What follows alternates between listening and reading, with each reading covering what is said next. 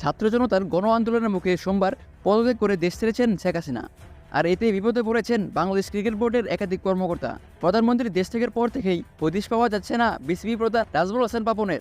বাকি কর্মকর্তাদেরও একটি বড় অংশ আসছে না বিসিবি কার্যালয়ে। স্বাভাবিকভাবেই তাই প্রশ্ন, নেতৃত্ব শূন্যতায় কী হবে দেশের ক্রিকেটের?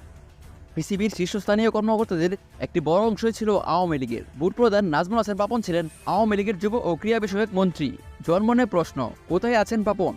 এই প্রশ্নের অবশ্য পরিষ্কার কোনো উত্তর নেই। বিসিবির কেউ কেউ বলছেন পাপন দেশ ছেড়েছেন, আবার কারো কারো দাবি তিনি দেশেই আছেন, তবে নিরাপত্তার জন্য আপাতত গা ঢাকা দিয়ে আছেন পাপন।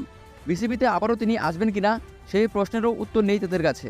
তাদের মতে বিসিবি প্রধান ধরে নিয়েছেন তার সময় শেষ। তবে সমস্যা হলো, চাইলেই আপাতত জোর করে সরানো যাচ্ছে না পাপনকে। কেননা বিসিবিতে পাপনের মেয়াদ শেষ হবে 2025 সালের সেপ্টেম্বরে। তার আগে জোরপূর্বক তাকে সরিয়ে দেওয়া কোনো সুযোগ নেই। আর সেটি হলে আইসিসির পক্ষ থেকে নিষেধাজ্ঞা আসতে পারে বাংলাদেশ ক্রিকেটের উপর। কেননা বোর্ডের উপর সরকার বা অন্য কোনো শক্তির হস্তক্ষেপ সম্পূর্ণভাবে নিষিদ্ধ।